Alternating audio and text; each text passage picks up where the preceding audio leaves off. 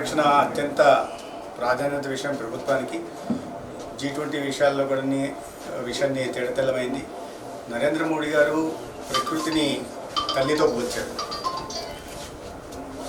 అందుకని ఆ పర్యావరణాన్ని రక్షించుకోవడం అంటే తల్లిని రక్షించినట్టుగా ఏ రకంగా అయితే తల్లిని కాపాడుకుంటామో అంతే ప్రాధాన్యతతో పర్యావరణాన్ని కూడా పరిరక్షించుకోవాలని వారి ఉద్దేశం.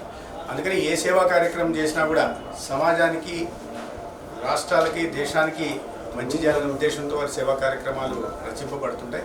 దాంట్లో భాగంగానే అమ్మ పేరుతో చెట్టు అంటే ప్రకృతితో పూలుస్తూ అమ్మ పేరుతో చెట్టు అని నాటమని వారు దేశవ్యాప్తంగా పిలుపునివ్వడం జరిగింది. దాంట్లో భాగంగా డాక్టర్ శ్యామ్ ప్రసాద్ ముఖర్జీ పార్టీ వ్యవస్థాపకులు, జనసంఘ వ్యవస్థాపకులు ఎవరైతే ఉన్నారో వారి పుణ్యతిథి నుంచి ఇవాళ జయంతి దాకా ఈ రోజుల్లో అనేక సేవా కార్యక్రమంలో భాగంగా ఈ అమ్మ పేరుతో చెట్టు కార్యక్రమాన్ని కూడా వారు శ్రీకారం చేయడం. దేశవ్యాప్తంగా లక్షలాది మంది కార్యకర్తలు ఈ కార్యక్రమంలో పాల్గొని పర్యావరణ పరిరక్షణ కోసం అమ్మ పేరుతో చెట్లు నాటడం చేయడం జరిగింది.